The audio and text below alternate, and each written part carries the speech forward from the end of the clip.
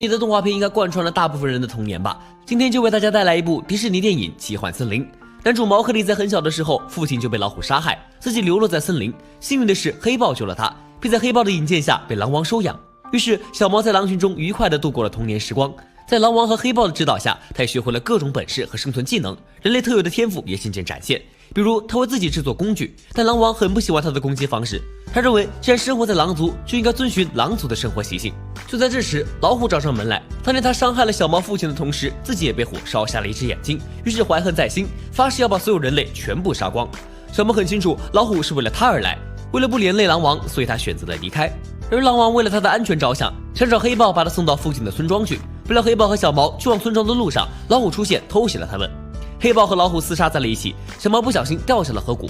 幸运的是，他顺着狂奔的水牛群逃脱。杀死小毛的计划失败，老虎恼羞成怒，他回到狼群杀掉了狼王。这时，小毛来到一片原始森林，出现了一条大蟒蛇，他用幻术把小毛弄得昏沉沉。就当他张开大嘴准备生吞小毛时，突然杀出了一条黑熊救下了他。为了报答黑熊的救命之恩，小毛答应黑熊弄悬崖上的蜂蜜。凭借狼的身手和人的智慧，小毛轻松搞到了不少蜂蜜。于是他和黑熊开始了一段愉快的合作经历。这时走散的黑豹找到了他们，并坚持要把小毛送回人类的村庄。但在狼群中长大的小毛对人类的村庄充满了恐惧。突然，树林里窜出来一群猴子，众目睽睽之下直接掳走了小毛。黑熊和黑豹还没来得及反应，小毛就被带到了一个石堡遗迹内。原来这里的猴王派猴子绑架了小毛，他的目的是让小毛教猴子们驱火。猴王认为只要有了火，他就可以统治整个世界了。但是从小生活在狼群的小毛却不知道如何驱火。这时黑熊和黑豹也赶到了石堡，立刻和猴子们展开了激烈的厮杀。愤怒的猴王决定杀了小毛。小毛敏捷的身手把猴王耍得团团转，还弄塌了石堡，压住了猴王。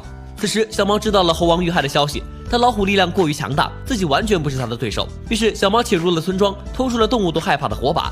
在回去的路上，火苗不小心引起了一场森林大火，老虎借机激怒了他。上当的小毛扔掉了手中的火把，老虎无所畏惧，准备大开杀戒。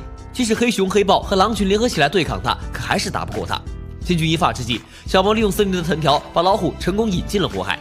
影片最后，小毛指挥其他动物一起灭火，拯救了森林。最后他还是没有回村庄，而是留在森林里和其他动物过上了幸福的生活。该片震撼的特效是最大的特点，也是唯一的看点。虚实结合的天衣无缝，任何动物的语言、动作和表情，甚至于毛发上的雨滴也是纤毫毕现。好了，以上就是本期的全部内容了。不知道你们看完这一期的电影有没有什么想法呢？欢迎大家评论区讨论留言，谢谢大家的观看。